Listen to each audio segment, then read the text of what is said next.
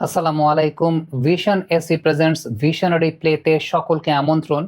একটা hydration break একটা দলকে পুরোপুরি ম্যাচে ফিরিয়ে আনতে পারে, একটা দলের ভাগ্য গড়ে দিতে পারে। ইংল্যান্ডের এই টিমটা ১-০ গোলে কঙ্গোর এগেনস্টে পিছিয়ে থাকার পর একটা হাইড্রেশন ব্রেকের ট্যাকটিক্যাল চেঞ্জের পরেই কিন্তু ইংল্যান্ড ম্যাচে কামব্যাক করেছে এবং ইংল্যান্ডের কোচ থমাস টুকেল তিনি ক্রেডিটটা দিয়েছেন তার দলের অ্যাসিস্ট্যান্ট কোচ অ্যান্টনি ব্যারিকে, যিনি হাইড্রেশন ব্রেকের সময় বলেছিলেন যে রাইট সাইডটা আমাদের অনেক বেশি মাত্রায় weak, so let's put Declan Rice on the right side. অর্থাৎ তাকে রাইট ব্যাক পজিশনে খেলানো, ডেকল্যান রাইসকে রাইট ব্যাক পজিশনে খেলানোর সিদ্ধান্তটাই আলটিমেটলি ইংল্যান্ডকে ম্যাচে ফিরিয়েছে, ইংল্যান্ড ম্যাচটা জয়লাভ করেছে। সো আমরা যদি আপনাদেরকে একটা ভিডিও দেখাই যে ইংল্যান্ডকে ডিআর কঙ্গো তাদের রাইট সাইডটা থেকে কিভাবে আসলে অনেক বেশি মাত্রায় ফ্রাস্ট্রেটেড করে তুলেছিল কিংবা সাফোকেটিং করে তুলেছিল, খেয়াল করে দেখবেন কঙ্গোর লেফট সাইড এবং ইংল্যান্ডের যে রাইট সাইড এই জায়গা দিয়ে আলটিমেটলি ইংল্যান্ড কিন্তু বলই বের করতে পারছিল না, ইংল্যান্ড বলই কোনোভাবে বের করতে পারছিল না এবং সেই জায়গাটাতে তারা খুবই স্ট্রাগল এবং খুবই সাফোকেটিং কাইন্ড অফ সিনারিও ছিল। এটা ফার্স্ট হাফের ইনসিডেন্ট আমি আপনাদেরকে বলছি। বাট সেকেন্ড হাফে যে বিষয়টা হয়েছিল সেটা হচ্ছে পুরো ট্যাকটিক্সটাই পরিবর্তন করে দেওয়া হয়েছিল। ডেকল্যান রাইসকে রাইট ব্যাক হিসেবে খেলানো হয়েছিল, তার কাজটাও ছিল সেই জায়গাটা ওভারল্যাপ করে উপরের দিকে উঠে যাওয়া, ক্রসে হেল্প করা এবং সেখানে একটা পাসিং ট্রায়াঙ্গেল তৈরি করা। আপনি খেয়াল করে দেখবেন যে সাকা, রাইস এবং এস তাদের মধ্যে কিন্তু একটা পাসিং ট্রায়াঙ্গেলও সেই জায়গায় ক্রিয়েট করা হয়েছিল এবং যে প্রথম গোলটা হ্যারিকেন হেডে করেছিলেন সেটার যদি বিল্ড আপটা আপনি লক্ষ্য করে দেখেন তাহলে সেটার বিল্ড আপটা কিন্তু আলটিমেটলি রাইট সাইড দিয়ে হয়েছিল, অর্থাৎ ডেকল্যান রাইসকে রাইট সাইডে নিয়ে যাওয়ার পরেই কিন্তু আলটিমেটলি এই বিল্ড আপটা হয়েছে এবং পুরো ইংল্যান্ডের খেলার প্যাটার্নটাই পরিবর্তিত হয়ে গিয়েছিল এবং সেই জায়গাটাতে ইংল্যান্ড বেস্ট পসিবল আউটকাম বের করতে পারছিল। সো এবং R32 রেফ্রিজারেন্ট শীতল রাখবে ঘর, সাথে হবে smart electric consumption. Vision crafting happiness. Football যে নাওয়াডেজ আসলে কতটা ট্যাকটিক্যাল জায়গা, অনেকে হয়তো বা বলার চেষ্টা করেন যে এই যে ফুটবল নিয়ে এত বিশ্লেষণ বা এত কথাবার্তা, মডার্ন ডে ফুটবল কিন্তু it's all about analysis, it's all about কোচের ট্যাকটিক্যাল বৈশিষ্ট্যের জায়গা। এবং কালকে যখন ম্যাচ চলছিল ওই সময়টাতে আমাদের যমুনা টেলিভিশনে প্রতিদিনের রাত 12টার অনুষ্ঠান থাকে ওয়ার্ল্ড কাপ কার্নিভাল, সেটার জন্য আমরা প্রস্তুতি নিচ্ছিলাম। আমি ছিলাম, আহমেদ বিন পারভেজ ছিলেন, and we were actually talking about that যে হাইড্রেশন ব্রেকটা পুরোপুরি ইংল্যান্ডের খেলার প্যাটার্নটাকে পরিবর্তন করে দিয়েছে। ডেকল্যান রাইস রাইট সাইডে আসলেন এবং তারপরেই পুরো বিষয়টা পরিবর্তিত হওয়া শুরু করলো। So that is something very much important in this particular world cup, যে আপনি দেখবেন হাইড্রেশন ব্রেকের পর ব্রাজিল জাপান খেলায় হাইড্রেশন ব্রেকের পরেই কিন্তু জাপান কামব্যাক করে একটা গোল দিয়েছিল। ইভেন ব্রাজিল মরক্কো ম্যাচে হাইড্রেশন ব্রেকের পরে ব্রাজিল কামব্যাক করেছিল। অলমোস্ট ইন এভরি ম্যাচেস আমরা যে বিষয়টা দেখতে পাচ্ছি যে এই জায়গাটা কিন্তু খুব ইম্পর্ট্যান্ট একটা রোল প্লে করছে, যে আলটিমেটলি আপনি হাইড্রেশন ব্রেকের সময়টায় আপনি কিভাবে ট্যাকটিক্যাল বৈশিষ্ট্যগুলোকে পরিবর্তন করেন।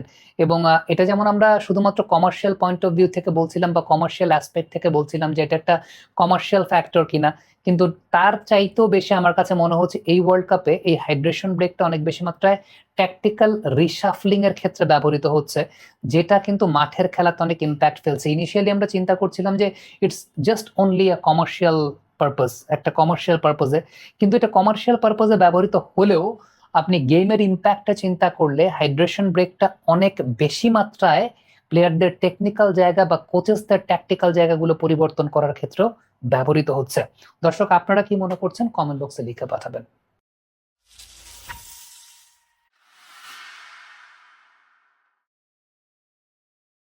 আসসালামু আলাইকুম। ভিশন এসি প্রেজেন্টস ভিশনারি প্লেতে সকলকে আমন্ত্রণ। একটা হাইড্রেশন ব্রেক একটা দলকে পুরোপুরি ম্যাচে ফিরিয়ে আনতে পারে, একটা দলের ভাগ্য গড়ে দিতে পারে। ইংল্যান্ডের এই টিমটা ১-০ গোলে কঙ্গোর এগেনস্টে পিছিয়ে থাকার পর একটা হাইড্রেশন ব্রেকের ট্যাকটিক্যাল চেঞ্জের পরেই কিন্তু ইংল্যান্ড ম্যাচে কামব্যাক করেছে এবং ইংল্যান্ডের কোচ থমাস টুকেল তিনি ক্রেডিটটা দিয়েছেন তার দলের অ্যাসিস্ট্যান্ট কোচ অ্যান্টনি ব্যারিকে, যিনি হাইড্রেশন ব্রেকের সময় বলেছিলেন যে রাইট সাইডটা আমাদের অনেক বেশি মাত্রায় weak, so let's put Declan Rice on the right side. অর্থাৎ তাকে রাইট ব্যাক পজিশনে খেলানো, ডেকল্যান রাইসকে রাইট ব্যাক পজিশনে খেলানোর সিদ্ধান্তটাই আলটিমেটলি ইংল্যান্ডকে ম্যাচে ফিরিয়েছে, ইংল্যান্ড ম্যাচটা জয়লাভ করেছে। সো আমরা যদি আপনাদেরকে একটা ভিডিও দেখাই যে ইংল্যান্ডকে ডিআর কঙ্গো তাদের রাইট সাইডটা থেকে কিভাবে আসলে অনেক বেশি মাত্রায় ফ্রাস্ট্রেটেড করে তুলেছিল কিংবা সাফোকেটিং করে তুলেছিল, খেয়াল করে দেখবেন কঙ্গোর লেফট সাইড এবং ইংল্যান্ডের যে রাইট সাইড এই জায়গা দিয়ে আলটিমেটলি ইংল্যান্ড কিন্তু বলই বের করতে পারছিল না। ইংল্যান্ড বলই কোনোভাবে বের করতে পারছিল না এবং সেই জায়গাটাতে তারা খুবই স্ট্রাগল এবং খুবই সাফোকেটিং কাইন্ড অফ সিনারিও ছিল। এটা ফার্স্ট হাফের ইনসিডেন্ট আমি আপনাদেরকে বলছি। বাট সেকেন্ড হাফে যে বিষয়টা হয়েছিল সেটা হচ্ছে পুরো ট্যাকটিক্সটাই পরিবর্তন করে দেওয়া হয়েছিল। ডেকল্যান রাইসকে রাইট ব্যাক হিসেবে খেলানো হয়েছিল। তার কাজটাও ছিল সেই জায়গাটা ওভারল্যাপ করে উপরের দিকে উঠে যাওয়া, ক্রসে হেল্প করা এবং সেখানে একটা পাসিং ট্রায়াঙ্গেল তৈরি করা। আপনি খেয়াল করে দেখবেন যে সাকা, রাইস এবং এস তাদের মধ্যে কিন্তু একটা পাসিং ট্রায়াঙ্গেলও সেই জায়গায় ক্রিয়েট করা হয়েছিল এবং যে প্রথম গোলটা হ্যারি কেন হেডে করেছিলেন সেটার যদি বিল্ড আপটা আপনি লক্ষ্য করে দেখেন তাহলে সেটার বিল্ড আপটা কিন্তু আলটিমেটলি রাইট সাইড দিয়ে হয়েছিল, অর্থাৎ ডেকল্যান রাইসকে রাইট সাইডে নিয়ে যাওয়ার পরেই কিন্তু আলটিমেটলি এই বিল্ড আপটা হয়েছে এবং পুরো ইংল্যান্ডের খেলার প্যাটার্নটাই পরিবর্তিত হয়ে গিয়েছিল এবং সেই জায়গাটাতে ইংল্যান্ড বেস্ট পসিবল আউটকাম বের করতে পারছিল। সো এবং R32 রেফ্রিজারেন্ট শীতল রাখবে ঘর, সাথে হবে smart electric consumption. Vision crafting happiness. Football যে নাওয়াডেজ আসলে কতটা ট্যাকটিক্যাল জায়গা, অনেকে হয়তো বা বলার চেষ্টা করেন যে এই যে ফুটবল নিয়ে এত বিশ্লেষণ বা এত কথাবার্তা, মডার্ন ডে ফুটবল কিন্তু it's all about analysis, it's all about কোচের ট্যাকটিক্যাল বৈশিষ্ট্যের জায়গা। এবং কালকে যখন ম্যাচ চলছিল ওই সময়টাতে আমাদের যমুনা টেলিভিশনে প্রতিদিনের রাত 12টার অনুষ্ঠান থাকে world cup carnival.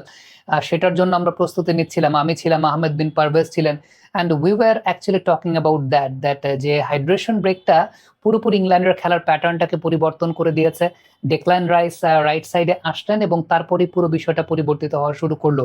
So that is something very much important in this particular world cup, যে আপনি দেখবেন হাইড্রেশন ব্রেকের পর ব্রাজিল জাপান খেলায় হাইড্রেশন ব্রেকের পরেই কিন্তু জাপান কামব্যাক করে একটা গোল দিয়েছিল।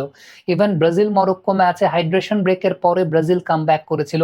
অলমোস্ট ইন এভরি ম্যাচেস আমরা যে বিষয়টা দেখতে পাচ্ছি যে এই জায়গাটা কিন্তু খুব ইম্পর্ট্যান্ট একটা রোল প্লে করছে, যে আলটিমেটলি আপনি হাইড্রেশন ব্রেকের সময়টায় আপনি কিভাবে ট্যাকটিক্যাল বৈশিষ্ট্যগুলোকে পরিবর্তন করেন।